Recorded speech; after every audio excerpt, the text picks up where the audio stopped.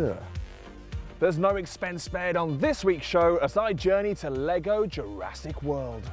Professor John Robertson digs up 5 of his favourite prehistoric protagonists. You can literally drown in dino turd. Dr. Aoife Wilson deconstructs the LEGO games formula. And these leading geneticists discuss Steven Spielberg's impact on the gaming genome. It's hard to think of anything that Spielberg hasn't impacted. Welcome to Videogame Nation.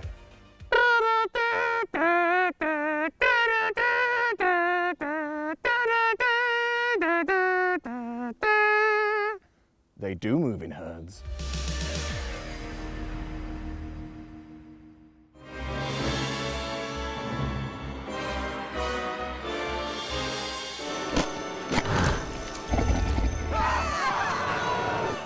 Ever since 2005's LEGO Star Wars, LEGO games have rigidly adhered to the same template like, well, somebody following the step-by-step building instructions on a LEGO set. So I figured the same should be true of reviews of LEGO games, starting with the latest franchise to receive the Danish building block treatment, LEGO Jurassic World. In LEGO Jurassic World, you get to witness the Jurassic Park universe through the LEGO lens, with popular characters like Alan Grant, Ellie Sattler, and Ian Malcolm, given adorable minifigure makeovers. The completist nature of the LEGO games means that every character that's ever made an appearance, no matter how minor, is accounted for. However, unlike other LEGO games, this one also has playable dinosaurs, which is a nice touch. On that note, let's hear our experts discussing their favourite dinosaur. I think my favourite dinosaur has to be the Velociraptors. I love how even in the first film, you know, they're really smart. Like there's that great bit where it's like, well, I hope they haven't learned to open doors, and it just cuts and they're opening a door. Initially, I had no idea how I was going to answer this question, but I would now say my favourite dinosaur is the Stegosaurus, because when I googled best dinosaur, I found a website called thebestdinosaur.com, which has nothing on it except a cute picture of a Stegosaurus. I hate dinosaurs because I've got a 4-year-old son, so my house is just full of dinosaurs, little tiny plastic spiky dinosaurs that you tread on in the middle of the night. One of the ongoing joys of LEGO games is seeing how developer Traveller's Tales has put a comic twist on popular scenes, and LEGO Jurassic World is no exception. Whether it's a raptor drawing a smiley face after misting up a window, or a cow getting revenge in the T-Rex pen, these subversive moments rarely fail to raise a smile. The same goes for seeing how the unique traits of Jurassic Park's characters translates into a useful skill, such as Robert Muldoon's ability to follow hidden tracks. LEGO Jurassic World is full of objects to smash up for valuable studs, the game's currency, and occasionally rebuild into new objects in order to solve basic puzzles. Once you've completed a stage, it'll be available to replay in free play mode, which lets you switch between any characters you've unlocked in order to retrieve hidden mini-kit pieces. Find all 10 and you'll assemble a dinosaur skeleton, which is obviously very exciting. With the Jurassic World franchise given such a lovingly observed LEGO facelift, you have to wonder what popular franchise Traveller's Tales will have a pop at next. I think maybe Hostel, or maybe a slightly different take on less family friendly. I think The Simpsons is an open-world Grand Theft Auto game in the mould of LEGO City Undercover, with a full Springfield to explore and the entire cast of characters with all the voice actors. Basically, I want Simpsons Hit and Run, but one big city done with LEGO City Undercover stylings in LEGO. That's what I want. Please make that. To be honest, I wish they'd just stop for a little bit, because it's like Creed. I really enjoyed Creed. I loved Creed 2, I loved Brotherhood, but it comes out every year. And you just get a bit sick of it. And it's the same with LEGO games. When the LEGO Star Wars game came out, that was something different and it was exciting, but now there's like 15 of them. I just couldn't care less. Shooter! Okay, you get the idea, but my point remains. While LEGO Jurassic World is competently constructed and packed with genuinely funny moments, the formula has undoubtedly worn very thin over the last decade. But it's for kids, I pretend to hear you cry.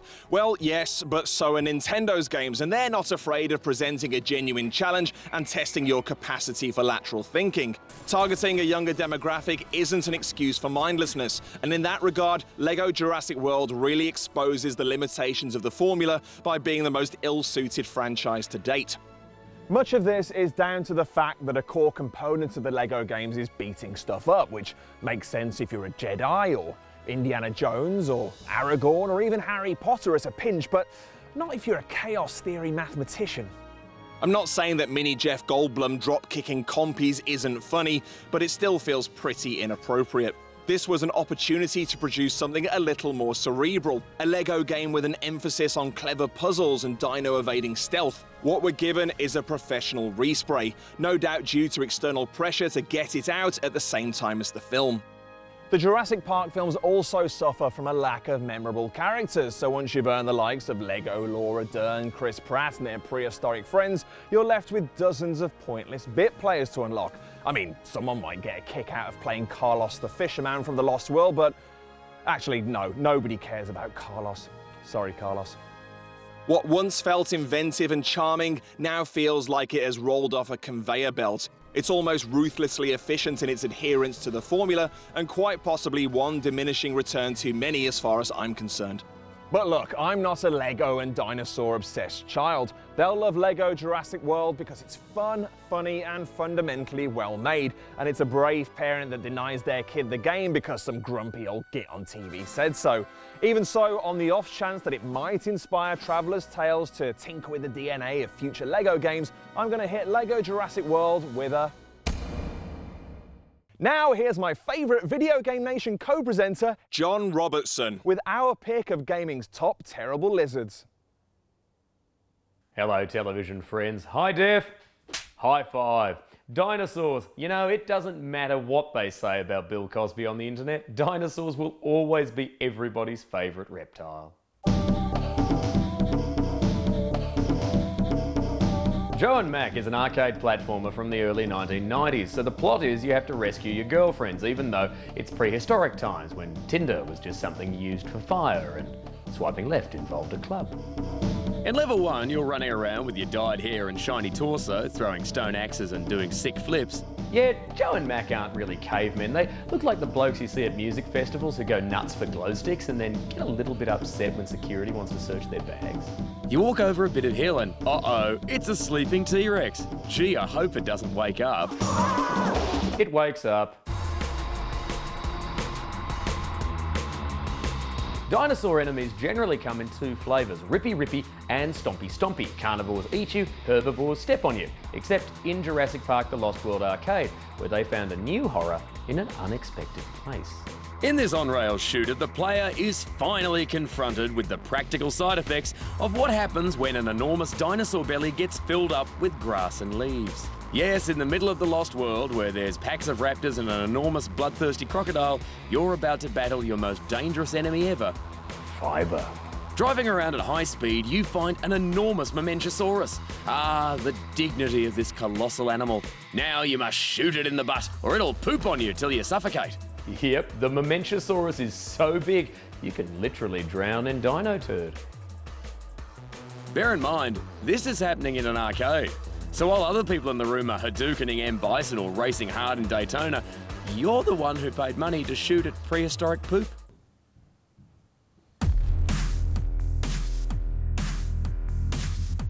Primal Rage was all dino-on-dino action. Balls had an all-globe Tyrannosaurus Rex, and Tekken 2 had Alex the Dinosaur with his funny little boxing gloves. But Tekken 3 had Gon, the tiny yellow star of his own manga series. For a start, he's adorable, and his ending is incredible. He's riding a dolphin, they bounce off a killer whale, the killer whale shoots him into the sky, he ricochets through a forest, steals a bear's fish, befriends a cougar, who hasn't done that, am I right fellas? Then they both jump off an island, he lands on a seagull, then he tries to fly, falls in the sea, and they do it all again. Oh, and he's a baby T-Rex?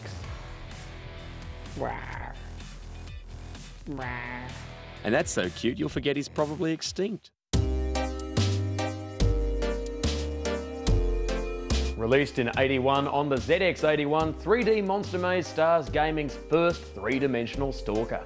You might remember Nemesis from Resident Evil 3 and the vengeful Uruk-hai from Shadows of Mordor, but dig into your history and you'll find the first relentless predator was a Tyrannosaurus Rex running on 16K of memory and looking like a kid drew it with a calculator. And the plot is wonderful. A travelling circus has a maze with a dinosaur in it, and if you go in there, it'll kill you. Have fun. Best of all, if you lose, you don't just get eaten, you're posthumously awarded some points and sentenced to roam the maze forever. Because when you have 16K of memory and black and white graphics, a hungry Tyrannosaur just isn't enough. You need a metaphysical conundrum. Is your soul permanently trapped in the maze? Or have you just been digested? In which case, I don't think you're going to roam forever. I think you'll mostly be pretty still.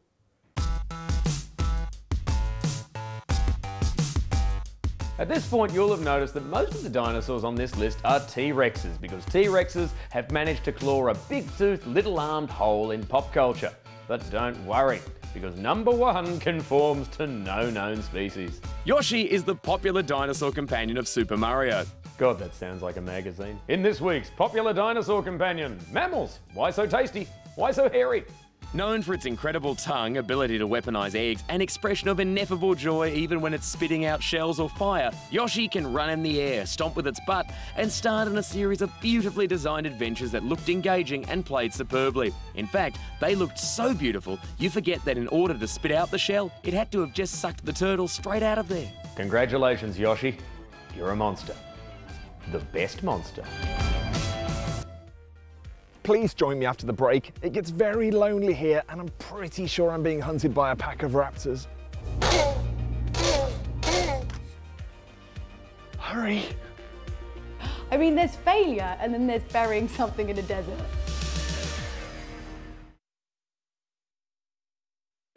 Wait, what was that? I thought I heard something. Did you hear that? Oh dear. I've been asked many... It's injured. Again? This itch isn't going to scratch itself.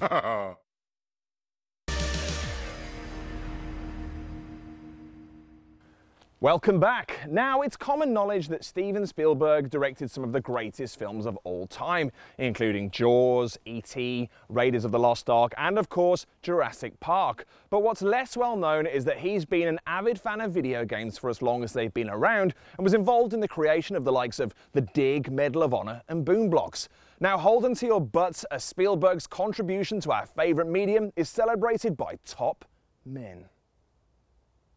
And women.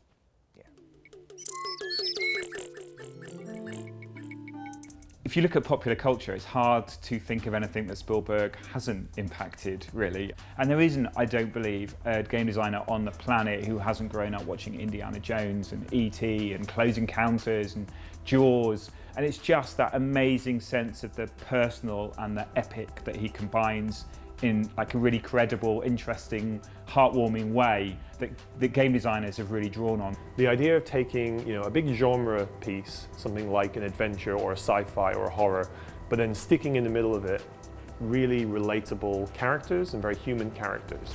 Obviously, Uncharted was massively inspired by Indiana Jones from the sort of vulnerability aspect. Also Earthbound, which was about this group of kids who encounter this alien thing, and the whole thing is sort of set in this sort of suburbia, which is very much like E.T. And I think anything that sort of has that kind of childhood nostalgia mixed with character, mixed with a high genre, that owes a lot to Spielberg. Spielberg's had an absolutely massive impact on games. Not only is there a giant crater of E.T. games in the Nevada desert somewhere, but games like Tomb Raider wouldn't exist without Indiana Jones. Like adventure games, they're all deeply rooted in Spielberg's adventures. Like the man has just had an incalculable effect on the games industry and still does. I think Spielberg is the master of the set piece, that really sort of dramatic moment with the perfect pacing.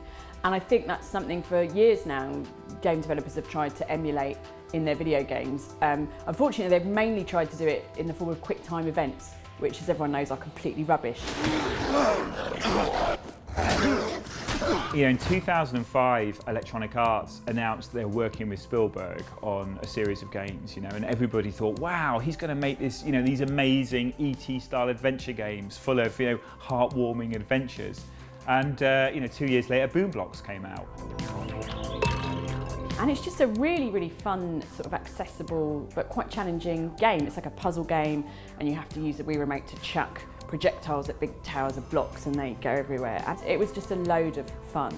And like, people go, what? This isn't Spielberg, but he, you know, he worked with EA on a game that he really wanted to play with his kids, and this is what he imagined doing. And I love that, and it's a wonderful game as well. And you know, at no point in it do a series of teenagers run away from their broken home and discover an extraterrestrial. It's just a physics-based puzzle game. I think my favourite out of all the Spielberg tie-in games has to be E.T. It's one of those things where you can have like the biggest franchise, some of the biggest names behind something, and it's just an unmitigated disaster. Like, not even just bad sales, it was so bad they took back all the copies and then buried them in the desert. That's how ashamed they were. I mean, there's failure and then there's burying something in a desert. You know, I think one of Spielberg's first movies would be great as a game, Jewel. It's about this evil truck that's trying to kill people on like an open road. So I guess it would be like Mad Max meets Alien Isolation. It would be this unstoppable monster in this open space that keeps trying to kill you. You can't kill him, you can just run, except instead of running, you know, you're driving a car. I would love to see that turned into a game where you have to drive really quickly, avoid the truck, just drive really quickly, and just drive quickly and avoid the truck. There's not much else happens in that film. Look panicked press the B button to look panicked from time to time. Yeah, I think that'd be a very compelling game experience. Okay, best idea ever, Goonies. Seriously, and you've got to solve like crazy puzzles, and you're with your friends, and there's pirates, and you eat peanut butter, Butterfinger things. That was something to do with, I don't really remember a lot of the film, but I just remember it being really exciting. And you go down water slides, and there's weird old people with funny faces who chase you and stuff. You win. It's got all the things you need. I need to calm down. I'm getting a bit too excited. I would like to see a video game of Indiana Jones and the Crystal Skull, because I was thinking you do sort of a third-person sort of action-adventure thing, like kind of like a Prince of Persia thing, where like your mission is to find a mysterious artifact that can turn back time, and then you can make it so the whole thing never happened. So it'd be like the fourth film just never existed, and Indiana Jones's legacy wasn't ruined. That'd be good, wouldn't it?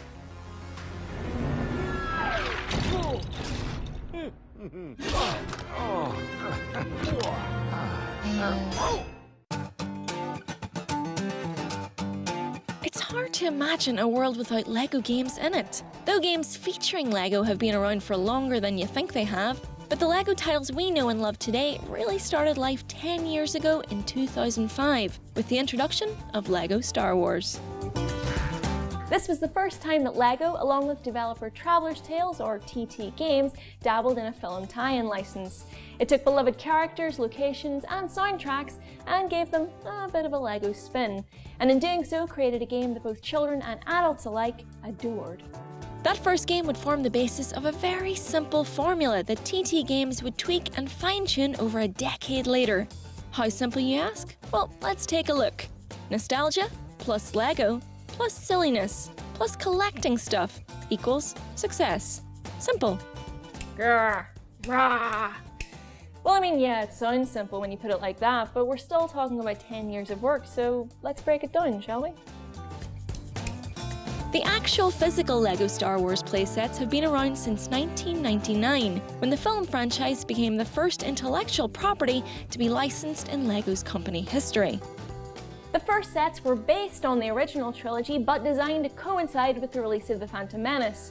And it seems like eventually some clever bot at LEGO wondered whether, hey, maybe people might be interested in playing a video game that combines these two childhood staples. The company hired TT Games to create the game, a development studio that had built itself on licensed tie-ins like The Weakest Link, Toy Story, A Bug's Life and Finding Nemo, without much success. And the rest, they say, is history. LEGO Star Wars the video game, which focused on the prequel trilogy of films, was followed by 3 more licensed crossover games. LEGO Star Wars 2, the original trilogy in 2006, LEGO Star Wars The Complete Saga a year later in 2007, and LEGO Star Wars 3, The Clone Wars in 2011.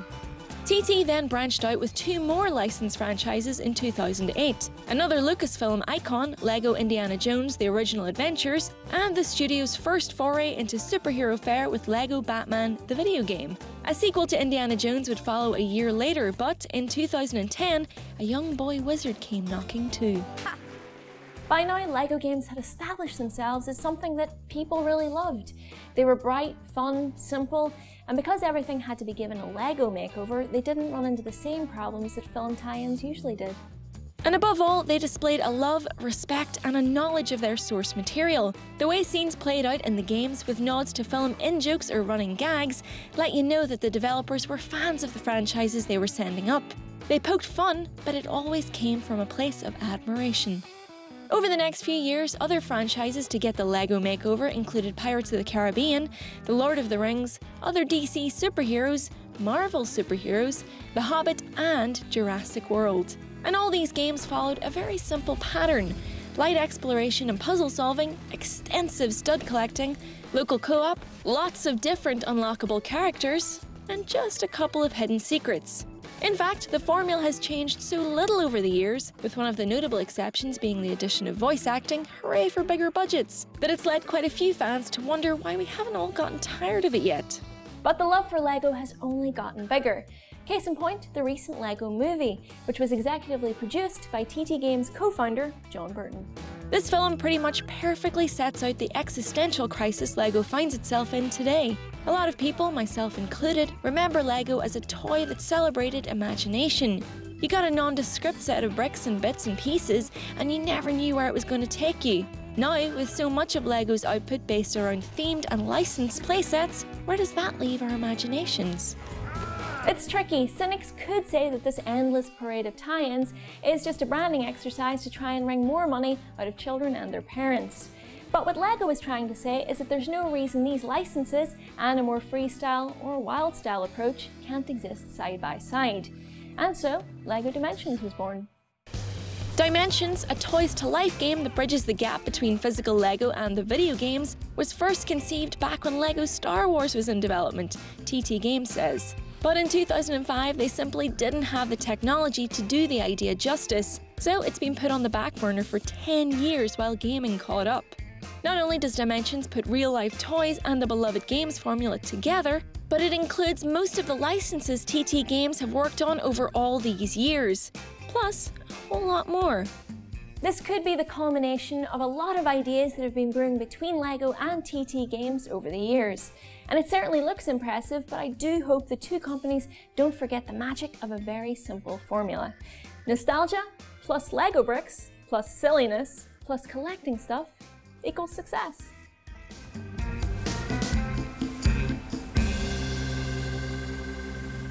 And it's time to turn the lights off on another episode of Video Game Nation. But if you flick on your night vision goggles, you'll see that the party never ends online. The VGN community is growing larger by the day, thanks to people like John Bingham, who messaged us to say, thank you, just thank you. No, thank you, John, for watching. And then there's Jake Cook, who used the VGN hashtag on Twitter to ask, is it sad that I high-five John Robertson every time I watch Video Game Nation?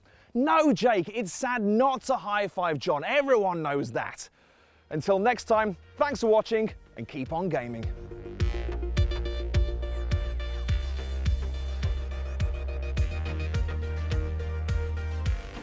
Try and be that person that thinks of that elusive answer that no one else thinks of. It might be a lonely place, but it's a place of pride on Pointless, Monday night at 7.